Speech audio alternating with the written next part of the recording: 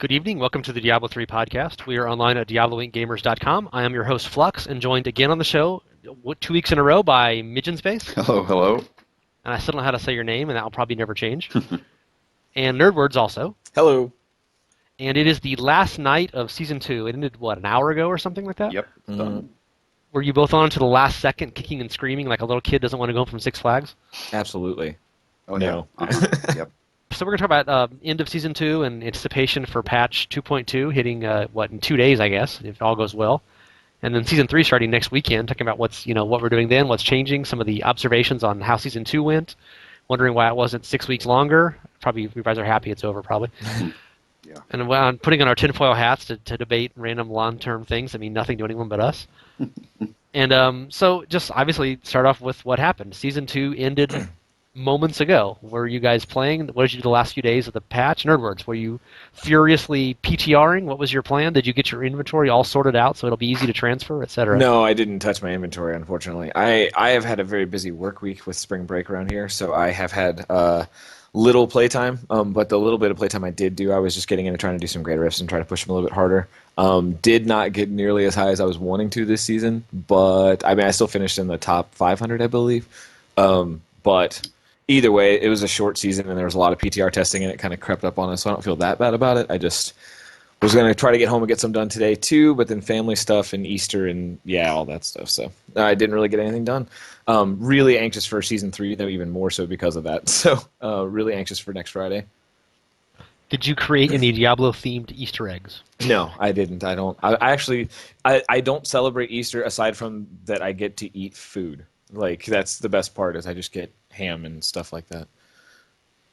Ham. Not even eggs. Ham. It's always ham for some reason in my house. We always have ham. And how was your last few days of Season 2, MJIN?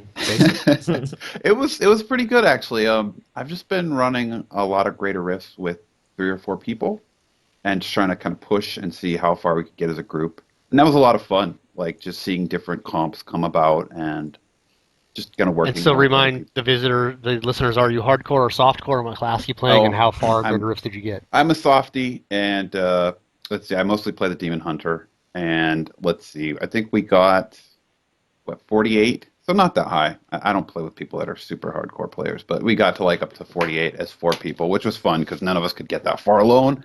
And yeah, just it was interesting to see definitely different comps. Like the number one comp on NA right now is 2 Demon Hunters and a Crusader and a Witch Doctor, and that's absolutely no surprise to me with what I saw this last week. Like the Crusader brings so much crowd control and a lot of defense, and the Witch Doctor can do pretty solid damage while pumping out health globes, which then in turn feed your Demon Hunters and give them a ton of endless resources, and they're just sitting back there being these damage pumps. So I think there's going to be a lot of changes with all the stuff in the patch in 2.2, but it was interesting to see what people are doing now, and it'll be fun to see what they do here in maybe about a month.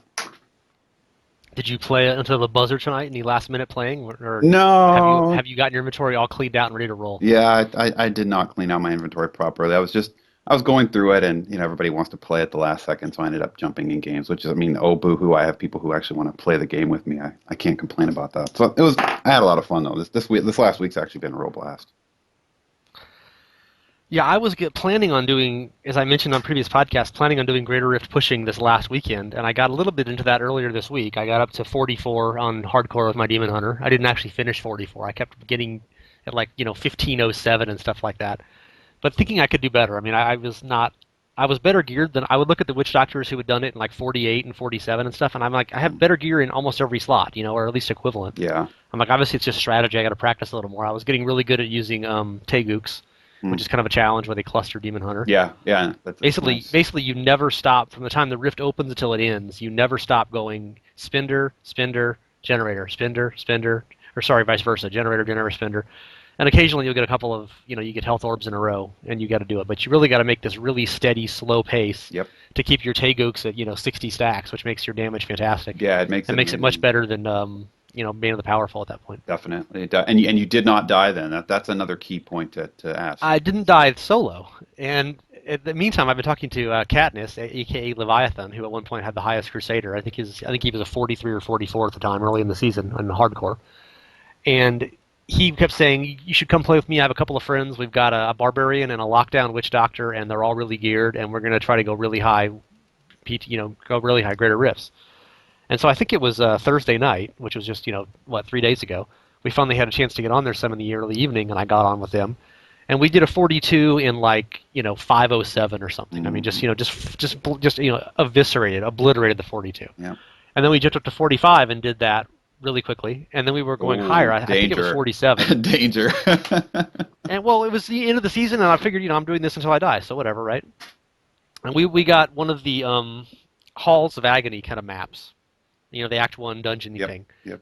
And we were blasting through it. I mean, we were like double the progress bar at 8 minutes in. So we were probably 60% at 8, probably 80% at 8 minutes in, something like that. We were going to obliterate it. We easily could have done 50 with this group. And then, and they all went. I was obviously in the back playing my Demon Hunter, just doing the artillery thing, blasting away. And they went to one of those you get those little T intersections in that dungeon. There's like a little doorway that goes 2 different directions, and they all went left down the hallway, and I was behind them, and I followed them down there. And after they immediately locked up on a double elite pack, and there's all kinds of Crusader crowd control going, and the Witch Doctor's doing crowd control, and the Barb is bouncing around and stuff. And I'm just blasting in huge damage.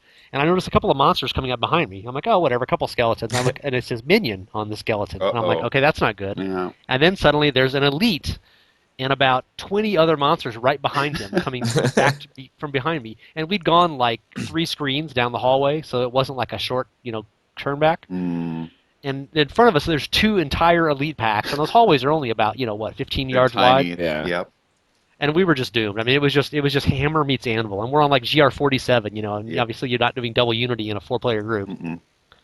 And I tried to zip through in front of me and just got completely caught up in the snare and was just obliterated.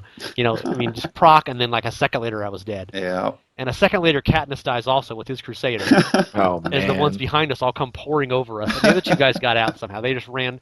And we hadn't cleared in front of us. We had so they must have just ran ahead of us and were able to just I mean, a Barb could pretty much move forever with, with his bouncy set, with breakers, right? Yeah. So, and the Witch Doctor, I guess, had enough mobility. But we were, so 2 of us immediately wiped in this huge mob. And that was it for my end of season Grift running. So That's a glorious way to go out, though. Yeah. I mean, at least I wish we could have at least finished that one. I mean, we were I think 700 or something just from barely even warming up on the 44, and we would have gone much higher. And I was going to push for I think at least 45 solo if I had lived. But yeah, and so then I was like, okay, I'm not going to play anymore this season. Why bother? It's only 3 days. I was kind of planning on this. I know I had to work all weekend, so I wouldn't have much time. But then I remembered I have a whole alternate set I've been using occasionally, which was all fire multi-shot with Marauders. And so I had basically everything, just sitting in my stash for that. Different weapon, different quiver, different everything except for rings and amulet. So really, it was immediately. I just said, okay, screw it. I Gem of Ease. 45 minutes, I'm back to level 60. I got a friend to help me, and I sat in a couple of rifts. Under an hour, I was back to 70, and just effortlessly, and just put this whole set on and immediately back into T6. And it's not anywhere near as good as Marauders with cold or physical with cluster. Yep. But it's fun. I hadn't been playing it for a while, and I realized as I was playing it, I have not been playing this because I know that it's 4, 5, 6 greater rifts below the other set. Yep. Yeah. And even though it's fun and different, it's you feel like you're kind of wasting your time that way. Yeah. But of course, the other set was lost under a bunch of trampling skeleton feet, so it was gone forever. So then it was kind of fun to play that. And my question for you guys is, do you have obviously you're both playing softcore, so you don't lose everything forever if there's one mistake and Leviathan screws you in a rift because he's out of control. It's all his fault. And then my mouse, the batteries went dead right then, and I got really bad lag.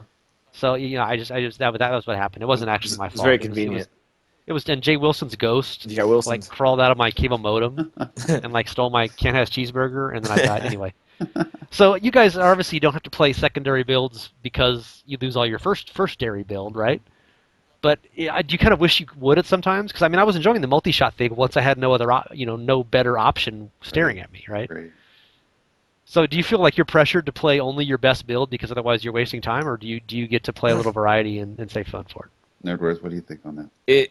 It depends. I mean, with With the wizard, I have multiple builds. I mean, they're just slight variations on the same build, though. So it just depends on the circumstances and stuff. But I mean, I think that's a tough question for the wizard because there's really nothing even viable like past T6 that's worth even mentioning. I mean, like Firebirds is the only thing really right now that a wizard can do and like be marginally successful. Like you can't really do an Archon build past like the low 30s. You can't do any sort of like just regular meteor build past like the low to mid 30s. So it's, I don't know, yeah, you do kind of feel pigeonholed into it. But when I'm doing T6 instead of running Firebirds with Hydra and Blizzard, I'm running Blizzard still, but I'm running Meteor with Molten Impact instead, and a bunch of cooldown reduction gear and then like speed running gear to be able to clear it a lot faster and do instant damage rather than dot damage, because T6 it's so easy to burn through that you don't need to be doing billions of crits on your Firebird dot. That's more for bosses that have a lot of health. So I don't know. There are like different variations on the build, and there's definitely builds you get pigeoned into like moving up into Firebirds because there's only so many things that are viable. But I feel like there's just different levels of where a wizard is gear wise, and once you hit a certain point, you're just there. How about you, MJNSpace? I really like the Nettas on the Demon Hunter. Unfortunately, obviously, you can't really get anywhere past, same as Nerdwitch was saying, like maybe GR30 with the Nettas. But a Fire Nettas build is super fun just because you have so much mobility. And so people who don't know, the Nettas set it turns your vault cost into your main resource, and you can just sort of move forever. Right, and on top of that, all the little clones that come out behind you. I mean, they don't really do much damage, but it would be really cool if you could just bounce all over the place, and then your clones actually killed stuff. I mean, in low level games they do, and so that's a really fun set. And then of course I actually really like using fire on Marauders. I'm totally with you there. It's just, as you said, it's not as powerful. I actually got, I got only maybe 1 to 2 Greater Rift levels below my max with a fire build. Just I think out of luck mostly, but it can work. It's a fun Are you build. talking with cluster or multi-shot? With cluster. Yeah. Yeah. I mean, I was doing multi-shot with my backup one, which is fantastic for T6, but it doesn't have the boss killing power for higher. No, it doesn't. I think it might actually be faster than cluster on T6 because you're so overkilling with cluster on T6. It's Yeah. almost pointless. Yeah, that's true. I've been, just because you died at about the Greater Rift that I've been running lately, I just, Countess Julia's, they should call it Countess Julia's win button, because like once you get past Greater Rift 45, that amulet saves your butt so many times. Like you can pass Greater Rifts. It's not necessarily that you'll go higher than you would have gone without it, but you have a greater breadth within your max of getting a map that you can pass with Countess Julia's. Like that amulet is I feel it's almost better than a Hellfire amulet when you get way up there, because you're just surviving so much more, and it creates these tactical scenarios where you can use arcane sentries or even teleport from, what is it, like I think it's called teleporter on elites, and you can actually use teleporter tactically to heal yourself and jump away from monsters. It's actually a lot of fun, and it just changes everything when you have one. So that's all. So you prefer that to being fire immune or something? Because I mean, I don't usually die from. I feel like frozen and molten are more likely to kill me than arcane. Arcane, at least you can see it coming in advance. Jailer at high levels is insta death and unavoidable damage, and it sucks. Well, you guys with like 4K toughness because you're soft. Oh my god! Oh no! I have very good toughness, and I still get instant killed by it. Looking at my character, hang on. Looking at my character right now, buffed. I believe 22 million. So I mean, like, it's not nothing, but at the same time, when you hit a certain point, that's the gear check. It's Jailer and Thunderstorm are your gear checks. They're at some point that's just gonna one shot you no matter what you do. You either have to be able to outlive the timer, or get lucky on your affixes, or run away, run very fastly away, or all of the above. Mm-hmm. Yeah. So the interesting thing I got toward the end of the season was that, I mean, it's a little different for hardcore versus softcore in terms of where danger is and how much you're worried about it, right? But I remember early in the season, like 35 is one of the conquests, if you pass a Greater Rift 35. And a lot of people in hardcore never do that. I mean, I always joke that we just grind T1 all day, right? But which is not the case. The vast majority of people in the clans that I'm in are usually in T6. Mm-hmm. But, T6 is what? GR25, right? So... Yeah. So going to 35, you're like 3 levels of torment higher. You know, you're basically looking at T9 if there were such a thing. And getting up to 40, you're at like T11. So I mean, over 35 is kind of double unity territory. You know, it's like you're probably going to die if you don't have a double unity here and anything bad happens. Yeah. But toward the end of the season, I just got used to. I got geared enough and was used to it enough, and suddenly 40 just wasn't hard anymore. I mean, I was doing routinely doing high 30s and low 40s. I would did 40 multiple times in a row before the end of the season. And it's amazing how much it scales up. The higher ones, I just wasn't killing fast enough. You know, I wasn't in risk of dying so much in 42 or 43. It was just, I just couldn't kill fast enough unless I got a good spawn to get through it all. Right. And probably part of that is because I'm not running ahead and kiting and drawing a whole bunch of stuff at once. I mean, I've seen videos, you watch YouTube stuff of someone doing like a 48 or 50 with softcore, and they're just vaulting like a maniac. Mm-hmm. And, they'll usually avoid, Mortar or Arcane or Jailer or something. They're probably not going to die. So they'll vault through like 10 screens and get a whole bunch of stuff coming at them, and then you back up because cluster is so effective against large groups in one place. Yeah. And so, but when you're hardcore, you have to be a little more cautious, and you can't get these huge mobs. At least I was anyway. People have done 50 in hardcore. I'm not sure how that's done, but like never get touched the entire rift. Go. Yeah. Right. Okay. And get get Stone Singer at the end. So. But once I got used to it, just sort of accepting once you get used to doing those higher levels, and obviously it helps to be a demon hunter, not say a witch doctor, if you're going to survive 40, right? But it's not such a big deal. And I was like, oh, this isn't so bad. And then playing hardcore builds on the PTR, I was just immediately going into 35, 36, 38, testing stuff with much less quality gear. And obviously part of it's because it's the PTR, and if you die, you can just re-import your character. It's not the end of the world. Right, you're not overthinking that part too much. Yeah, but so, I mean, do you guys get a point when you're in softcore where it's like, this is, 35 is pretty efficient, pretty valuable, but you get 40 or 45, and you don't want to get to where you're just getting one shot by Jailer, unless of course you're Countess Julia, right? Yeah. But you sort of get used to like I can do this now, and then suddenly it's just not hard anymore, not dangerous. But probably this isn't quite the analogy when you're not playing hardcore, but. No, that is there. That totally is there. You suddenly realize, oh, I can do this. I can do this. Yeah, I this was impossible for me like maybe 2 months ago. I couldn't have imagined doing this, and now it's easy. Like that moment does happen. It's actually a great feeling. It's like, oh, actually there is some progression left for me to have. Right, and it also happens even in softcore, vice versa, where you're like, oh god, I can't do this. I need to dial this back a little bit. Definitely happens, especially in greater rifts. I usually wait until I get my legendary gems leveled up before I really start pushing anyways. But yeah, you still hit that wall. You still hit it. I actually had a question for you, Flux, since you're the hardcore guru, which was like, pretend that anyway. Do you sometimes go into a certain map when you go into a greater rift? Like I think the one that I feel recently is the most infamous is getting a Hell Rift, which is one of the Act 4 ones where you have to go in and it's a very, very small map. And usually when you go in there, I think usually it has about 5 elite packs in it, and sometimes 3 of them will spawn right next to the entrance, and you don't even have time to react. They're just already coming towards you the minute you appear in the rift. Like, are there? Usually there's 2 right there. Yeah. Wasn't that 2 or supposed to have 3. been patched, so that wasn't a thing anymore? It's a thing. But I wanted to ask you.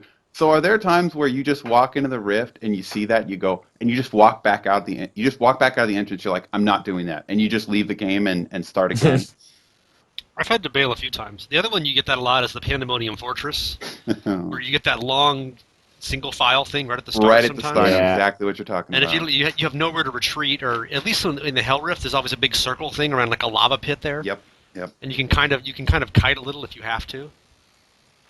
And of course, the other thing with Marauders is you have that scale up time, Yeah. because you've only got 3 sentries at the start at most. Yep. One thing I always do make sure when I'm on a higher rift, I always make sure my sentry counter is almost ready to hit 3 before I go to the new level. Yeah. Because you're so weak if you only have 1 sentry at the start, even if at least you have 3, then you're only 8 seconds away from almost being full power, right? Yeah. And then 16 seconds or whatever. Yeah. But yeah, I've had a few times where sometimes you just have to bail and give up. I mean, you can't risk it, right? I mean, Right. if you die, you die. So. Yep. I've had times where I've gone into a level and you get that kind of chaotic start, and you just bomb all your resource dry, and then you leave. Yeah. And then you just wait 45 seconds or whatever until your resources are full and your sentries counters back up, and then you go back. You killed the boss 2/3 of the way or something like that. Right. And you go back in and just bomb it again. But occasionally, yeah, you do have to just give up on one. Yeah. Mm-hmm. I mean, obviously, if you're fishing for really high stuff, you get certain levels, and you're just like, oh, I hate this. I'm done. My absolute least favorite. I'm not sure if you guys agree. Is the one is like the bone repository in Act 5, where it's all like just a big series of pluses. There's all single Oh files. There's yeah, openings on I each hate side, those. Yeah, Yeah. and it's so slow. I You just hate the get no density in caves. there. Like any of the cavern levels, just feel Really? like they're low. Yeah, I just always feel like I get like a really low density, and I just have bad luck with those. I don't know. Those Every are time. really good for demon hunters because those Yeah, those long aren't bad. Oh, those hallways. are The single terrible. file stuff is nice. I need as much room to move as possible because moving through things is a lot worse than running around things. The ones that are ironically good are the Act 2 sewers, because they seem like they'd be narrow, but I always get a really good density in those. Yeah, and they've actually got a pretty They're good just width. total straight lines Yeah. too. So. Yeah, Those always look like they would be crappy. I remember when I first started seeing those as a level in Rifts, because those are horrible in campaign mode. yeah, they're Like there's so never any boring. density, and it's just sort of this endless running through sewage. Yeah. It's like my first honeymoon, basically. And you just go on, and you're totally bored, and nothing happens, and there's no action, and you see your dead people every now and then. Again, like my first honeymoon. But yeah, that one's not bad in Rifts, but have you guys done much of? You get some new levels on the PTR. They're really cool. I mean, I really enjoy getting the. Yeah. God, what's it called? The Festering Woods. Yeah, Festering Woods is one of my favorite maps. Period. That's what I use to like test things. Like if I want to do like a quick test, I'll just do a quick clear of Festering Woods and time myself. Just And go kill 200 skeletons. yeah, it's good because it's a very low chance of dying, and it's a really quick clear. So like when they added that to the Rift list, I was like, ooh, it's like candy. And it's awesome density. I mean, Yeah, I've gotten that oh, every it's time I've great. gotten it. It's just packed. Yeah. I was doing a testing last night with the whole Strafe thing with the new, Natalya Strafe. Yeah, your new gem. And I got that for level 1. I mapped like a third of it. I was at 100%. I'm like, this is just awesome. Yeah. Sometimes like you get the cemetery and it's super packed, the Act 5 cemetery. Yeah, the Briarthorn or whatever cemetery. That one's really good too. Yeah, it's a good map too. But There's really cool intro. You're getting maps that look like I can't think of any of the names tonight. It's either the Weeping Hollow. I think it is the Weeping Hollow. It's either Weeping Hollow or the Fields of Misery. The two Act 1 open areas. Yeah. And you get those in a rift now, and there's like this long, narrow sort of pathway at the start and the end. It's really kind of a cool thing from the stairway. And it's not a graphic that I've ever seen in the game. It's not like just a reused piece of something. Right. It's like at some point they just made this level entrance thing for those areas, and you never see it. And it's just kind of fun to run through it for like 100 yards. because it's new. To get you get that with the Dogger Oasis too in the PTR when you get sometimes you have a long like kind of a narrow entrance to it.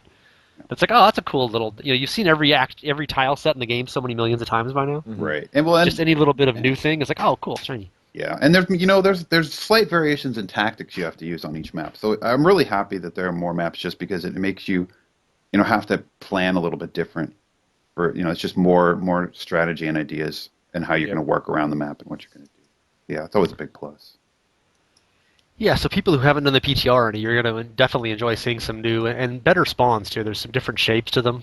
And the new bounties are cool too. The new ones that they added were a lot of fun. And they actually added. They finally work. Because I know one of them. It was like one of you had to save people in Act 1. I just clicked the pylon and I just ran infinitely in a circle around the mob. It wouldn't work. Yeah, it wouldn't actually activate. I actually got that one last night and it did work. The Weeping Hollow one. Yeah, it was. Get the guy, the villagers or whatever who were tied to the post. Which I also find really cool because there's it's not like super lore intensive, but like the fact that there were Templars hurting people in and around the Tristram area, and that was pretty interesting actually, because that's one of you have to save some of the villagers from like a group of Templars that have gone all AWOL, and I don't know, really interested in that. Thought it was pretty sweet. I think it's the gameplay of it's nice because there's 3 or 4 or 5 of these little things. You have to there's one you can get in the the Silver Spire style of Act 4, and it's like destroy the altar. So, but I mean, you can also get that. I've gotten that in Act 1, like in the Leoric's hunting grounds kind of areas. Right. And it's just, it's not a real, lore-intensive thing. You just got to run and find these little things. But there's like 4 or 5 things you got to find and then kill a little cluster of monsters on them. Yeah. Which is just not what, currently all you ever do is look for one unique, right? So and just kill everything on it's the way kind of like or looking for nothing. 5 uniques. Right. But you see them on the map a little bit of distance away, so they're pretty quick to do. But it's a little bit of variety for bounties anyway. Yeah, I really I like the ones that they added in. I would find myself jumping into a game and just like trying to find the new ones if they had spawned and doing them real quick. Yeah, and starting on Friday night, that'll be your Ring of Royal Grandeur path. Yeah, so. it's exciting. Something new and exciting. Speaking of exciting things in the season, okay, not really. I was talking to Nineball the other night, and he was mentioning, because he's the only person I know who actually cares about the lore, or at least pretends he cares about the lore. And he was lamenting that he hadn't finished some big lore achievement conquest. Oh, he in the just season. did. He just did. Well, lucky him, he has the buzzer. But I was like, so what does that entail, having not ever bothered with it? And he's like, well, you just got to find millions of these lore books. And some of them are like super rare, and you just end up reloading the same areas over and over again, trying to get that one to load, Yeah. right? Have you guys? It's like a really bad scavenger hunt, basically. Right. Have either of you guys done this, Yes. and why does anybody care? And is it just an achievement thing? It's an achievement thing, and it's also, I mean, just kind of another thing you can do if you're not like, I mean, like they said in one of their tavern talks, they're trying to like add things in that let people focus on something that isn't greater risk for the end game, and it's just one of those things you can chase, like something for people that like to collect things or do things like that. And I mean, he hit it, and I think he was like 386 of 1,000, like the top 1,000 hadn't even hit that yet, so. He like that shows how few people have actually gone through and done it. So it kind of puts you in like a little elite group of people that are like willing to go and hunt those things. I did it originally in Diablo 3, like just to get achievements. Like after like I'd gotten bored, like instead of doing rifts, I'm just gonna like do achievements. And like I went and did like the lore books achievement, and, like listening to all the conversations and stuff. But I'm also that crazy person that likes lore, so I kind of like that stuff too. Yeah, you might be done with the podcast, by the way. Yeah. I think that'd be your final word. Okay. I'm not sure I can accept that sort of behavior with my podcast guests. I know it's terrible. We'll put you to be on Sanctuary Sweatshop from now on. You can't be on this podcast anymore. So have you ever By the way, thought... I love that name. When you said that on their show, I died a little bit inside. It was pretty great. So have you ever sought those out in MJNSpace, and do you care, and is it Nineball wrong? I haven't, but I will say that I really appreciate the voice work in the game, and I always enjoy finding those. So I'm not going to go spend my time hunting them down, but whenever I do find one, I definitely stop and listen to the whole thing because it's just fun. That part, it's an interesting part of the game, and they did a great job on all the voices. So yeah, I totally like it. I don't dislike them. I'm just not going to reload game after game trying to find some obscure lore book for an achievement. You know? Exactly. Right. I kind of like if you get to some area you don't do much. Like I still right at the end of the season I noticed I hadn't found like all the barbarian stories, the ones you get like in the keep level 2. Yeah. You know, there's like 5 parts of it. You know, the Fall of the Barbarians, or you get the ones in Act 4 where you have those little lore pedestals and they tell you about Inarius banging Tyrael or whatever the hell happened back in the day. I'm not real strong on the lore, frankly. And they have little Nephilim babies or whatever happened there. I do like the whole thinking of like when you're first in Act 5, I'm sure anybody has done the Act 5 ones recently, where like 7-part Adria diary, and you got to go through like the festering swamp of Act 5 to find them all. It's like, oh hell no! I did that in campaign, but I've never done it since. But apparently Nineball has, so congrats to him. Yeah, he finished it a little bit earlier. I think I saw it pop up in the achievements. Oh, look, well, good for him. It's actually really fun to, like, when you get to a point like this in the season, like, when you're in between seasons, like, if you're an insane person, to take your super beefy, ridiculous character that you've been farming, like, T6 and GRifts with forever, and just, like, run through the campaign at Torment 6 with your character, and just kind of, like, watch the cinematics again, like, actually... Watch things explode when as soon as you enter the screen. Yeah, well, actually check out the game, and, like, but actually use your, like, super powerful character and go through it. It's kind of fun. I don't know. I like to do that. Well, if you do it in an hour, you can get a special conquest. Yeah, that's really hard to do by yourself. I've tried it a couple times and I've come close, but it's really hard to do. It's possible. I've seen that people have done it. I'm astounded at how they do it because it's crazy. They astound themselves. Yes, they how do. Amazing it is. Yeah. Specifically with the wizard. Mm-hmm. So moving on to upcoming stuff. Obviously, Season 3 is starting next weekend, and we'll get to that a little bit, but we all kind of have the same story. We were talking about that last podcast, but obviously version 2.2 has got a lot of big item changes, and we're doing some articles for the site. I asked you to do one about the Wizard Nerd Words, about what's coming and what's changing and the sets that are different, and that'll be posted probably either tonight or early in the morning. I got to work on my Demon Hunter once, and I was pretty busy this weekend too. Couldn't do much work on this job at my other job. Yeah. So tell us briefly what's new for the Wizard. You've got a new set. You've got the Tal set is improving vastly. You still have, Veer's set or something? That is like completely Veer's is garbage? still garbage, but they did acknowledge that they're going to address that in the next patch. So hopefully Veer's is going to get a rework soon. So it's funny that the Wizard and the Witch Doctor both have one set. Witch Doctors have Helltooth. That is just complete junk. And it's like, it's like the Thorns of the Invoker, but it's for your class. Right, yeah. Class specific. It's funny how, there's no totally useless set for the Demon Hunter. Of course, Oh, it yeah, is there Demon is. Hunter 3, right? We just have a good set. Yeah, well, I mean, but at least they're fixing it on the next patch. But so anyway, go ahead, Nerd Words, and tell us what's new for the Wizard. Are you looking? So Tals. Tals was this amazing super 5 billion damage meteor thing for a while on the PTR, Yes.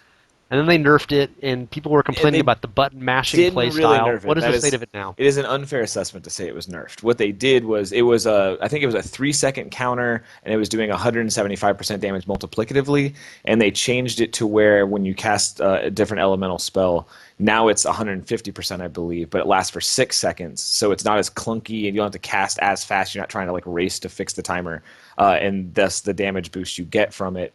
From the stacks last 6 seconds as well, so you have more uptime on damage as well. So the nerf actually balanced out the buff to time spent, so you actually do about the same amount of damage. It just kind of smoothed out the process a little bit and feels a lot better.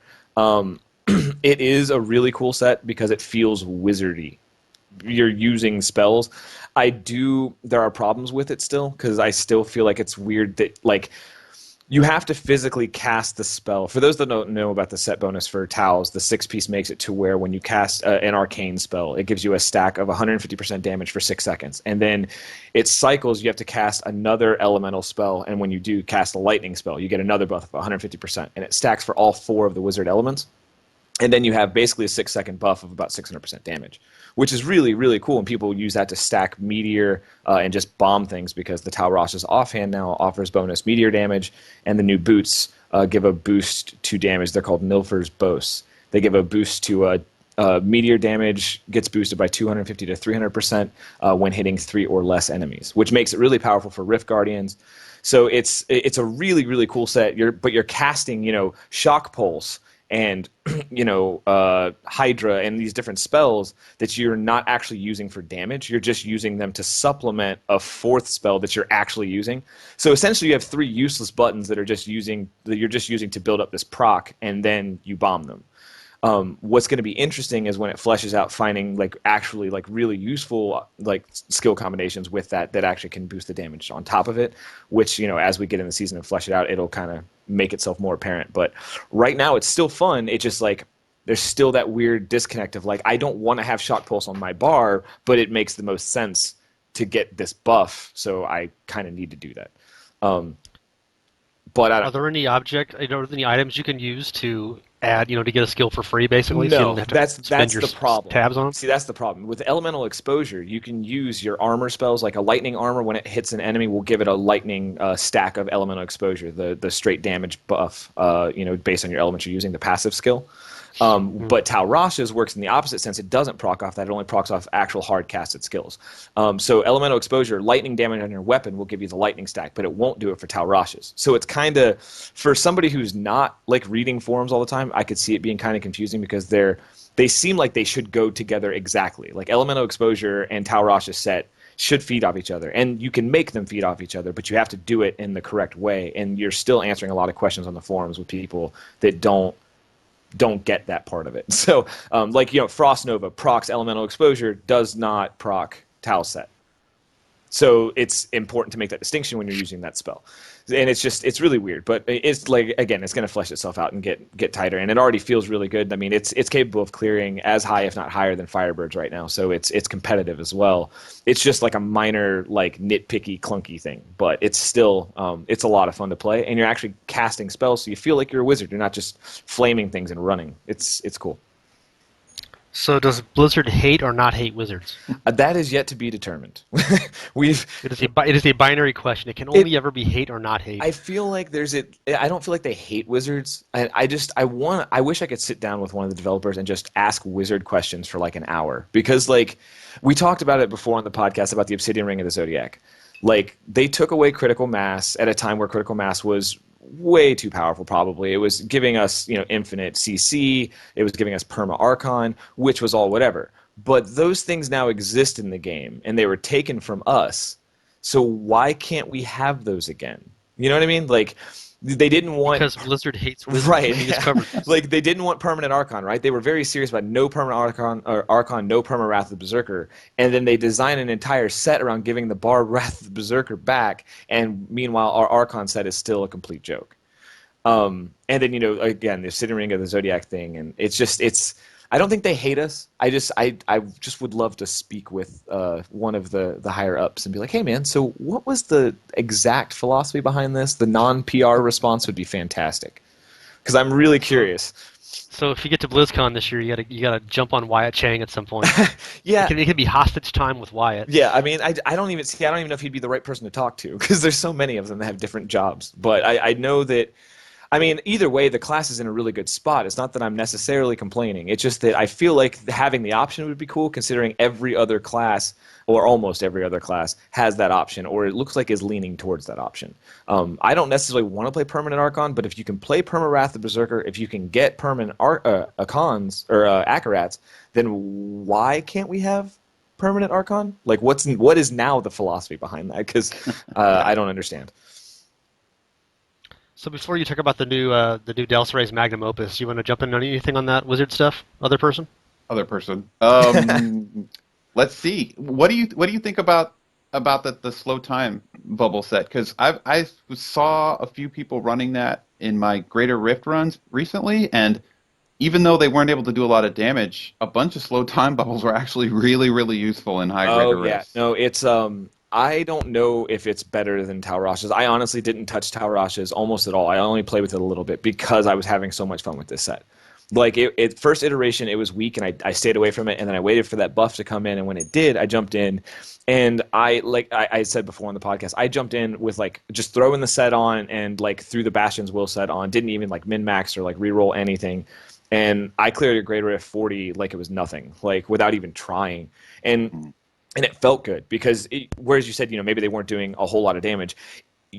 I feel like you're doing a lot more damage because I mean I was 3 or 4 shotting a Rift Guardian like with the right setup. If you stack Triumvirate, which also boosts Frozen Orb damage now, and then you use Frozen Orb, and then you stack the Fire Rune for Magic Missile to get Conflagrate, and even though it's a single thing, that's giving you your Fire proc.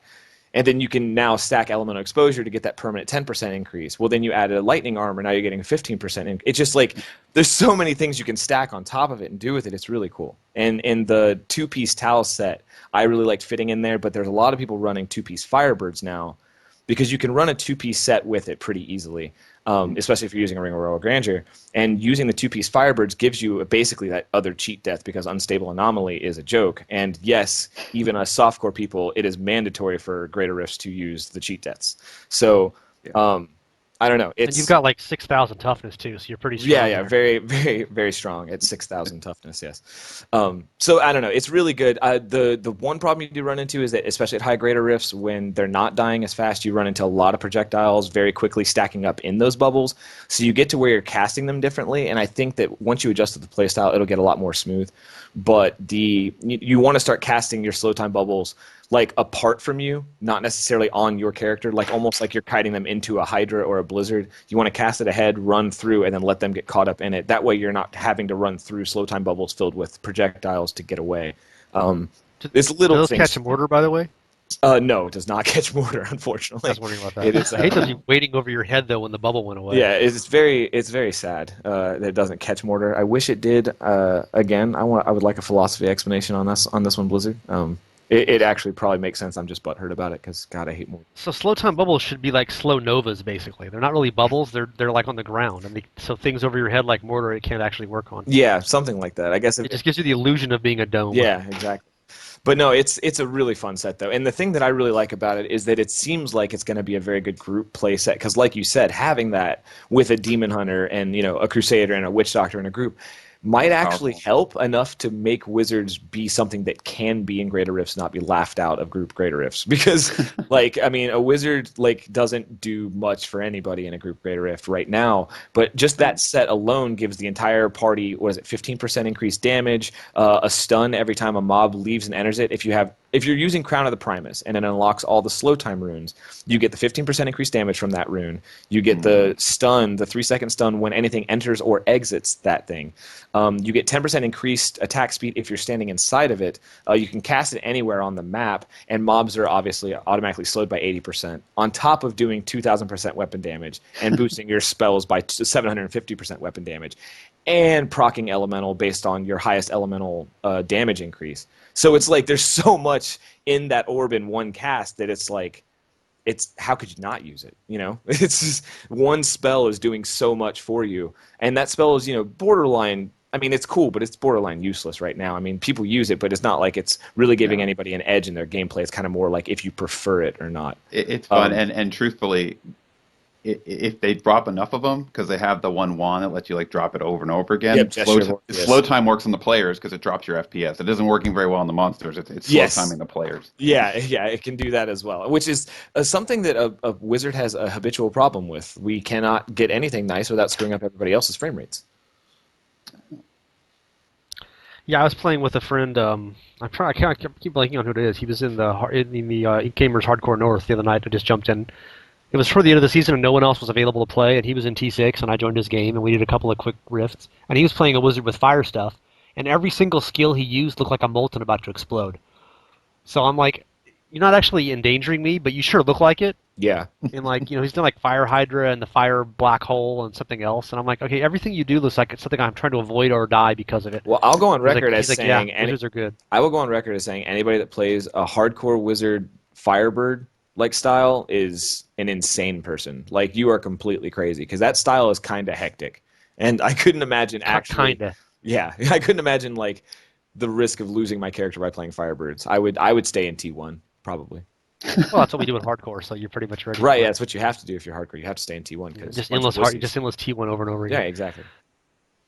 So I was going to talk about the Demon Hunter stuff, but you've been playing Demon Hunter as well. MJNSpace.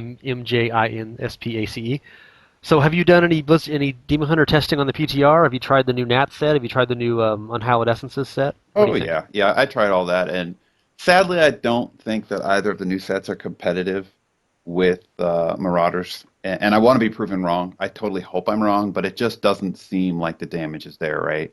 And so, I mean, I played, especially with the Natalya set, I was like, okay, there's got to be a way to make this just have the raw power of Marauders, but I don't see it. Have you been able to find a way to make it work like that? Natalya's I'm really looking forward to for a T6 farming set. I don't think it's going to be above like GR40 though. Yeah.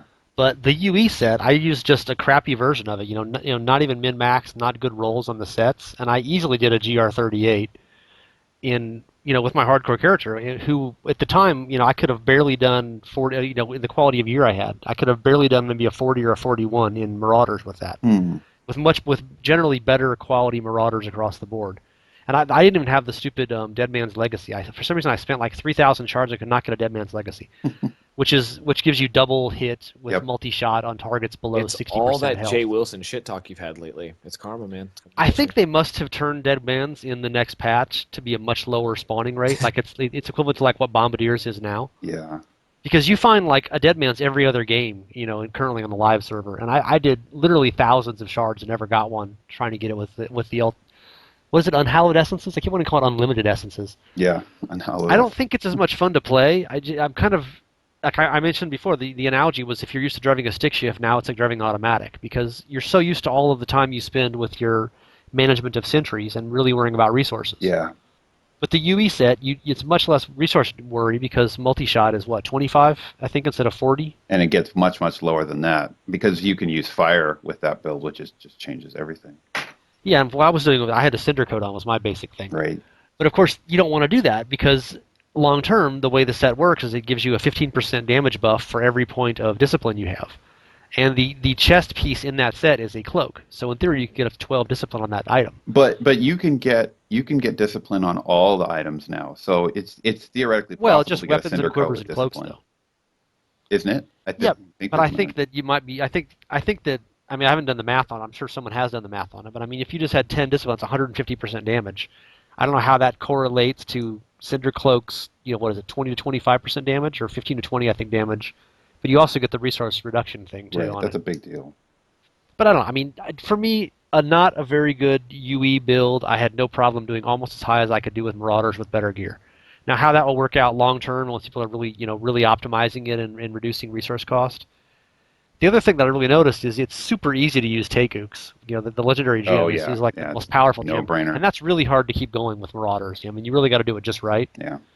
it's so easy to come out of resource once and you just miss it by 3 seconds. But when your resource cost is basically half per shot, it seems like much easier to keep it up with the multi-shot set.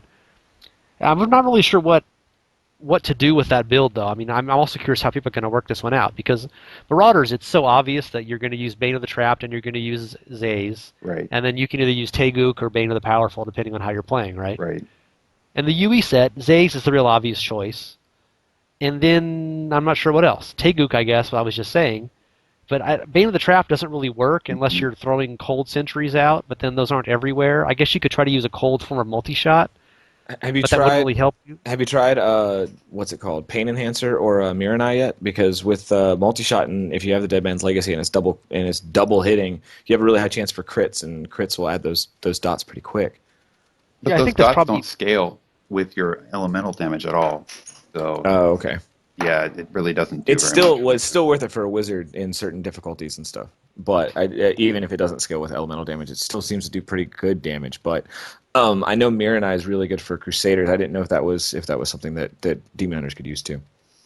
Well, probably not at the high level because you'd be so far away from everything. I mean, obviously, Marinades has a pretty much full screen range. I mean, the Right. description says nearby, I think, but that's a total lie.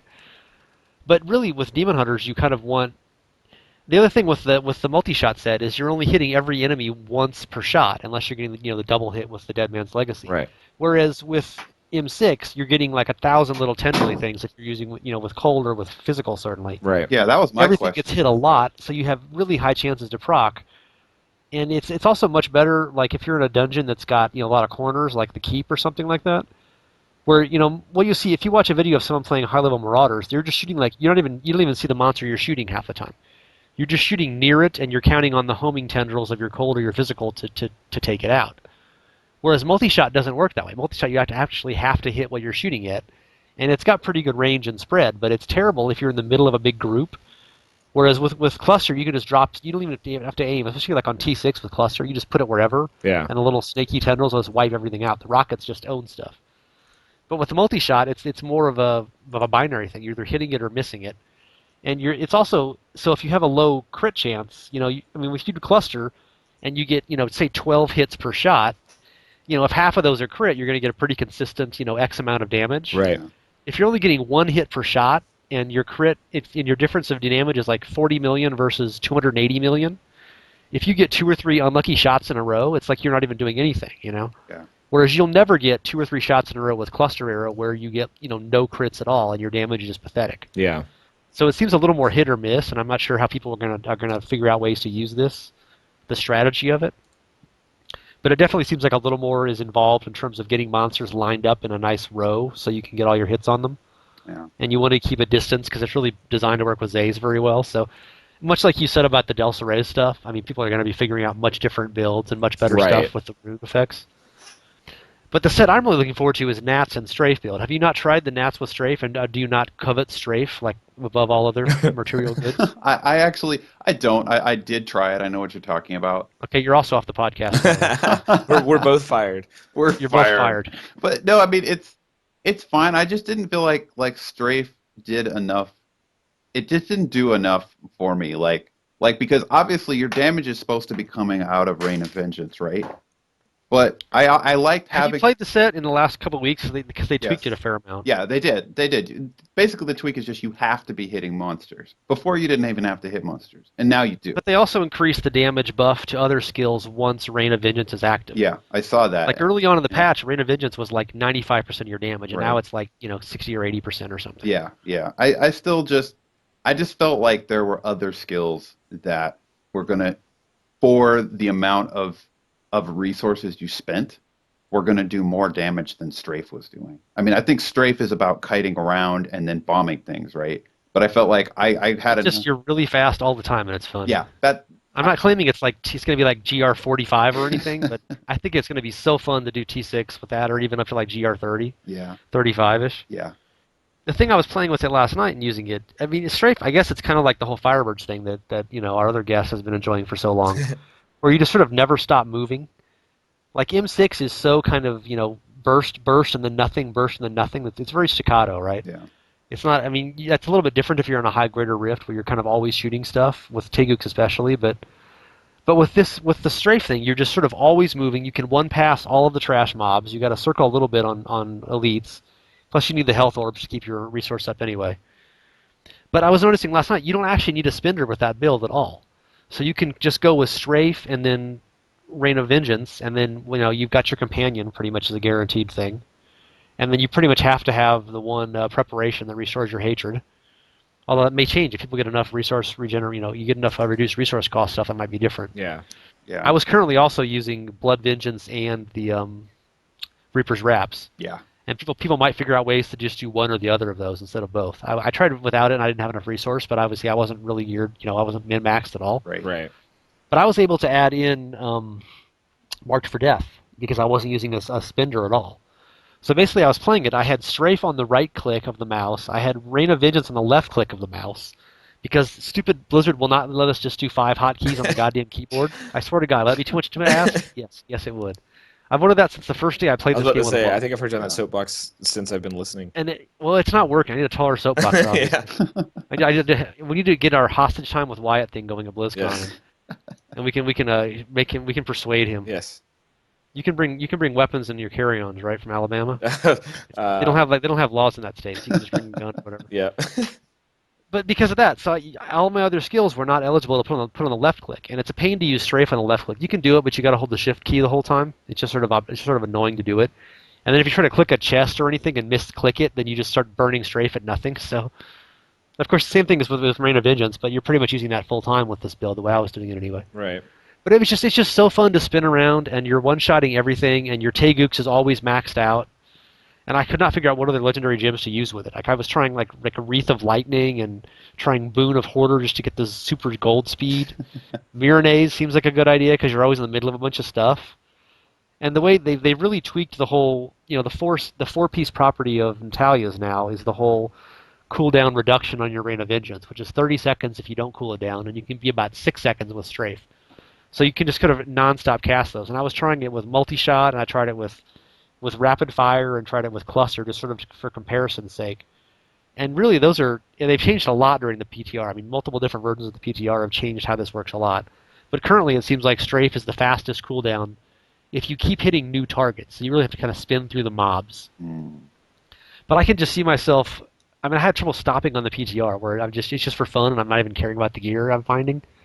Thinking when this is real, and I'm actually caring about Paragon points and finding gear, I'm just going to be unable to stop playing T6 runs with this Natalya strafe. Yeah, you're not you gonna never care. stop moving. Easy 3-4 minutes per run. I mean, easily. I was timing it. I did 6 in 20 minutes at one point. Oh wow. And you can just zoom through it. I mean, if you get good spawns, it sucks if you get big slow water caves thing. But big crowded areas. There's a video the guy Wudjo or Wujo or whatever his name. He sent a bunch of Demon Hunter stuff. He posted a video from the PTR doing a full T6 in 44 seconds. Oh my gosh. Wow. Which is kind of hard. Of course, really, he just found a conduit shrine in the Act 5 cemetery. So he had like super high foot speed, and plus his other skills for doing that. And he just goes spinning through the whole cemetery with a conduit shrine and Reign of Vengeance going everywhere. And literally 44 seconds from start to finish of it. I'm like, okay, that's a pretty good What time. the I can't do hell? that. But I was routinely doing, like on a crowded level, 2.5 minutes, you would finish it from start to finish. Wow. Yeah. Which I cannot do it that fast with cluster. Hmm. I mean, even though I have much higher, greater rift potential with cluster, this is just zoom, and it's just so fun to zoom around and do it. And you're basically just you're whirlwind with a ranged attack essentially. Yeah, So, that's the DHS spin to win, right? yeah, and it's not going to be super high GR, but for that. But as you were saying, maybe people will figure out some ways. The problem with the set is really the only skill that boosts is Reign of Vengeance. Yeah. So it's not like you can use Cluster Arrow or something really effectively with it. So Right. That's the argument against both sets. Is the flexibility of both of them is so low right now that yeah, I'm still annoyed that UE is only multi-shot. I wish I had Yeah. rapid fire as well. it's just weird. I think that's going to have to change at some point, just because like I said, I don't think at the end of the day either one's competitive, and yeah, they kind of lock you into things. Or maybe they'll just add more sets, which would be awesome too. Have more specialized sets that do other things. Well, they said next patch we're getting the other 3 classes get a new set. Monk, Witch Doctor, and Crusader get a new set. That'll be exciting. But in theory, they'll be buffing some of the other ones, Veers and Helltooth and stuff like that for the current sets. Yeah, I'm really hoping. So you said you were going to do a bunch of Monk stuff, MJNSpace. Yeah. And Monk was a huge draw at the start of Season 2 because Gungdo gears, the bracers that give you, domino effect on exploding palm, were fantastic.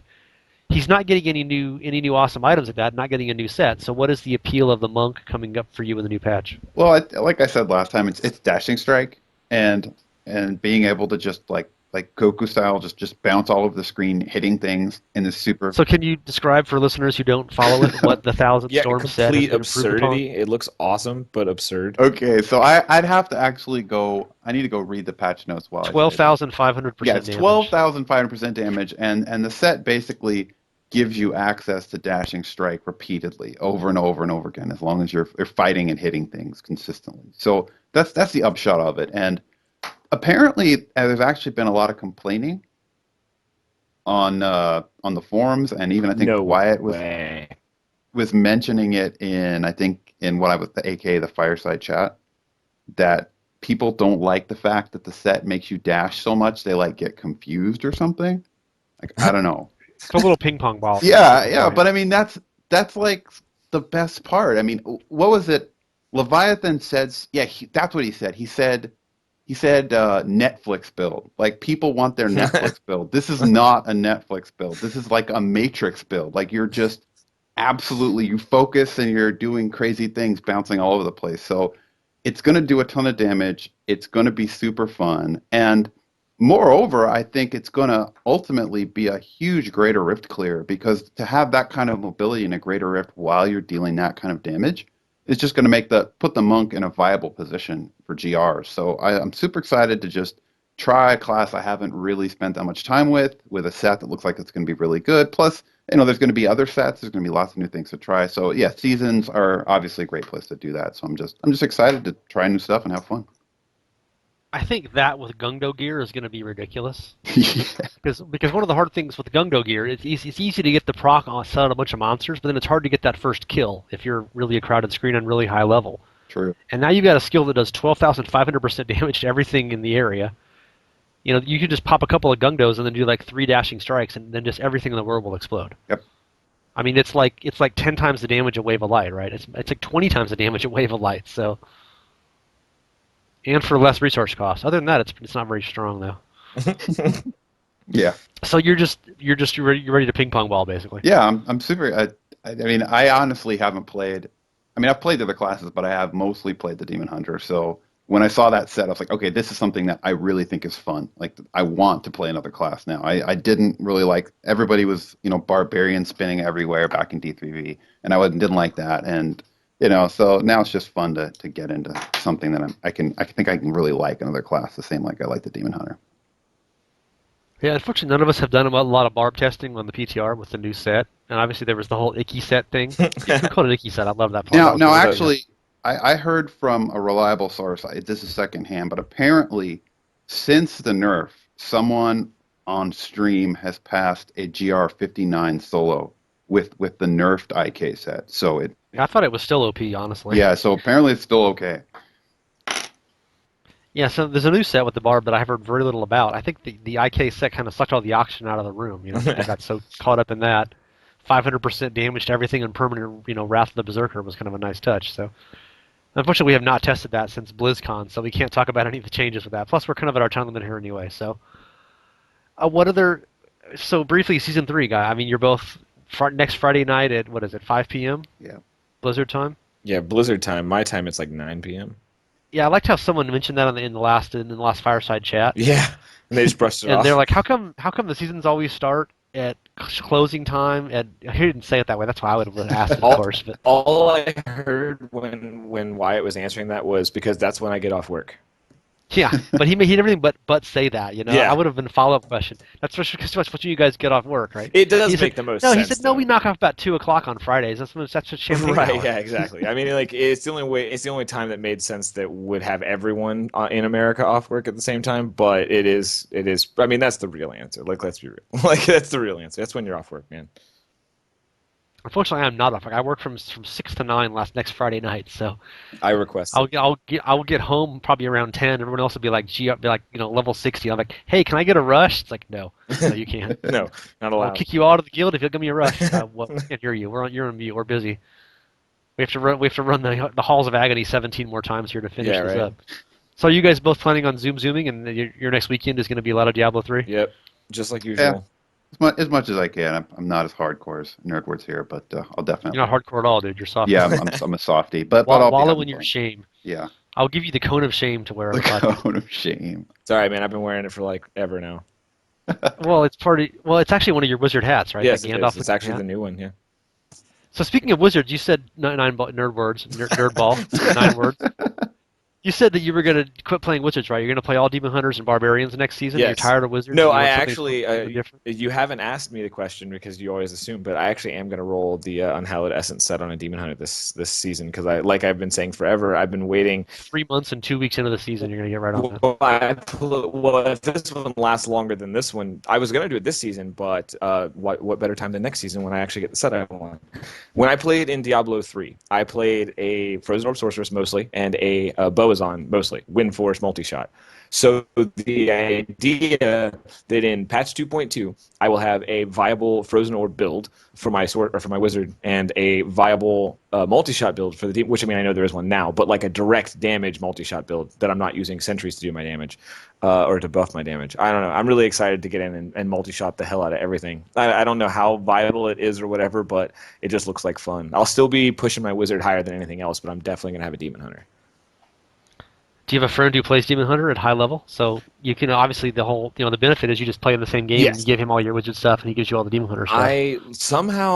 I play with a different group of people almost every season, it looks like, and every season there's at least one or two of my friends that are going Demon Hunter, and it's the same way this season. So I will benefit from their hand-me-downs, absolutely.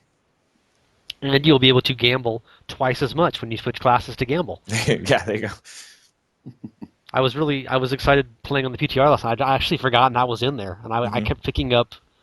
I did like 5 or 6 greater rifts in a row, like in the 35s. So I'm like, why haven't I had to gamble yet? I'm like, oh my god, I have 870 shards. Awesome. Yeah, right. I totally forgot that was even a feature. Yeah, That's it's really nice. the quality of life things cannot be understated more. Like the pickup of gems and crafting mats and the auto craft of gems and all the potions being removed. Just these little tiny baby things. They mean everything, man. They're really cool. I'm excited about those a lot. Yeah, definitely.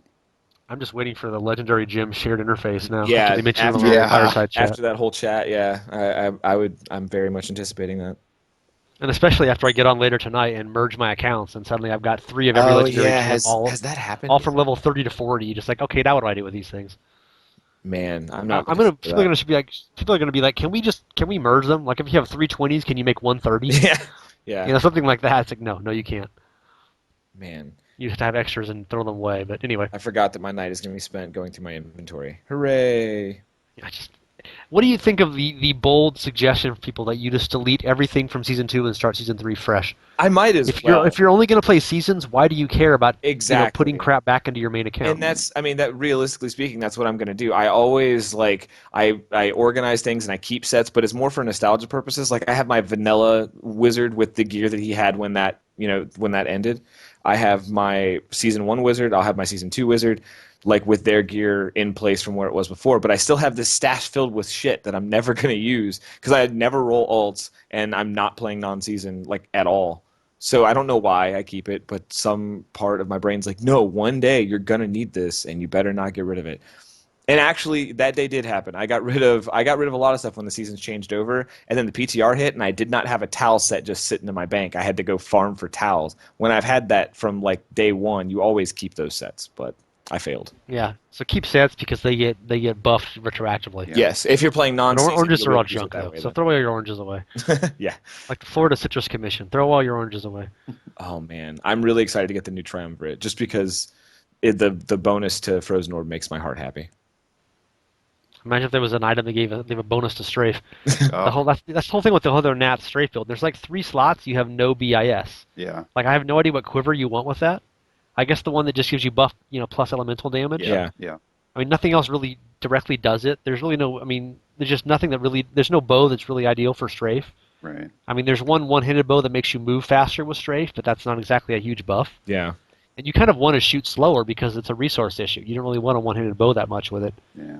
At least that's how it seems in advance. It may be very different in a month. Well, like I guess the ideal is obviously Natalya's bow now because they gave it the buff damage to Remain of Vengeance. yeah. Yeah. Or it'd be cool if there was a buff to 10 clip where it did a little bit more than just giving you the Drifting Shadows rune. That'd be kind of cool. And that rune is like the lead. I guess it's nice to move faster, but I mean, it'd be nice if one of the other runes was like something better. Yeah. I mean, if it gave you, I don't even know what it could give you.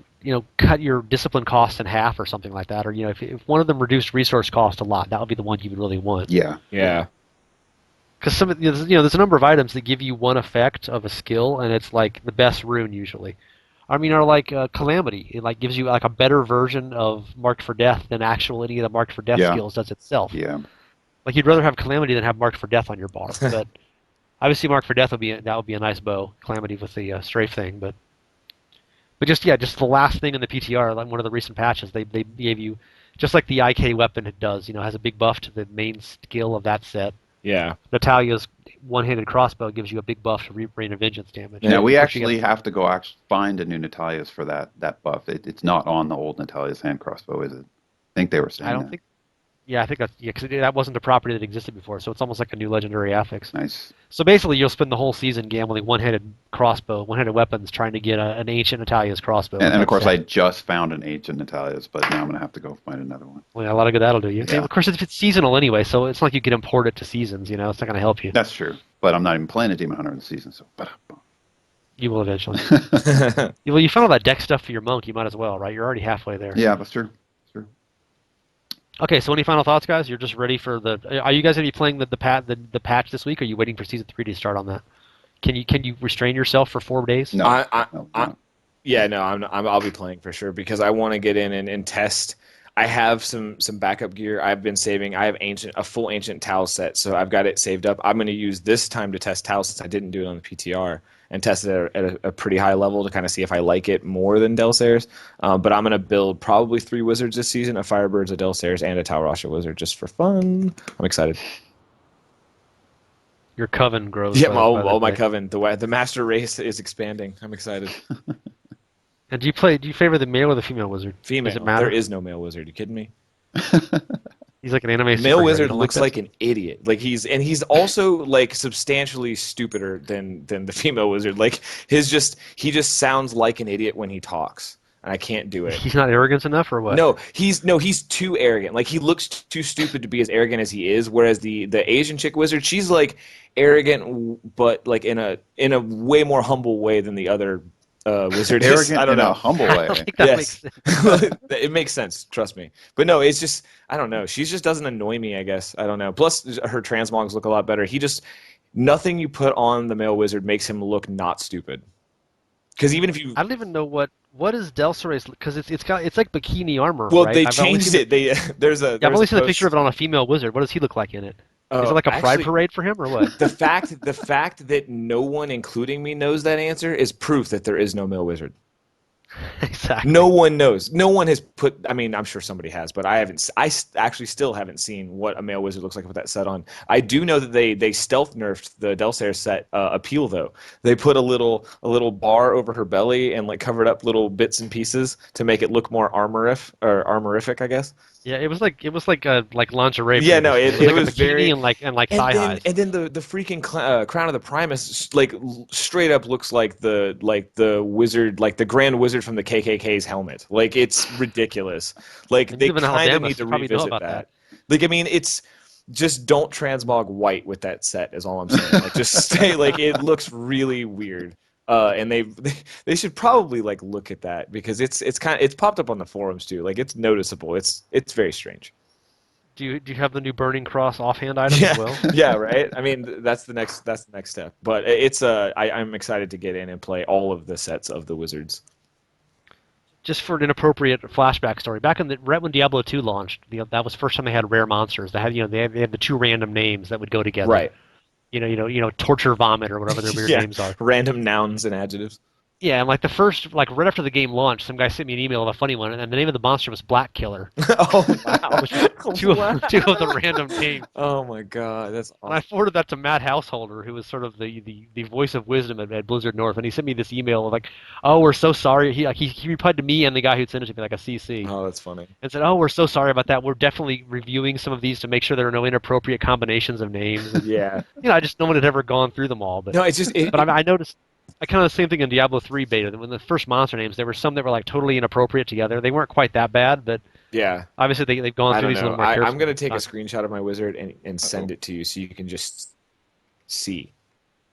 Well, go make a male wizard and put on Delsere. I want to see what it looks like. Does Actually, he have I like? should do that. Actually, Can you see his bare, naked inner thighs as well? It probably wouldn't be quite as sexy yeah, for I him, don't would it? know. I have a male. My vanilla wizard was male, and I think that's why I hate him so much because I played that wizard for like ever, and so I had to stare at and listen to this stupid idiot forever. And then when Reaper hit, I was like, okay, female wizard time, and I haven't looked back because God, I don't get it, man. But I do have a male wizard at 70, and I can equip that set, so I'm gonna go do that. That'll be awesome. I'm really It'll excited. be like bonus Yeah, I'm board. super excited about it. Okay, any Oh. final thoughts, guys? Any last words for you, MJNSpace? Really, really excited. Get that focus and restraint and bust out higher greater rifts. It lets you jump at Mhm. least 2 greater rifts guaranteed. So, yeah, excited. And if you can just find a way not to need a Rorg. Yeah, you don't need a rogue.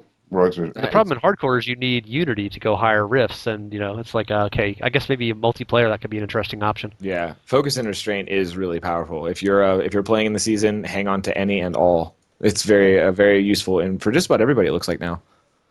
They both roll with a socket every time now, right? Oh, I don't know. Do they? No. I think they do. I think they changed that. One of them at least. I found a lot of those on the PTR, and I think they always had a I think socket. both I of think mine actually had a socket too that I found, but I don't know if that's Oh, legit. no, not the ones I found. Maybe they got changed in a recent patch because the ones I found were from a couple weeks ago, but they didn't have sockets. that could be the case. I mean, there's a couple of new items that always have a socket, just to make it a little easier. Yeah, Isn't that the monk's amulet now? The Sun Wuko's amulet doesn't always have a socket now. I don't know. I could be wrong. yeah, I don't. Spreading valuable misinformation in the last minute here. Okay, guys, thanks for your time. It's been real, and we can go sort our inventories now.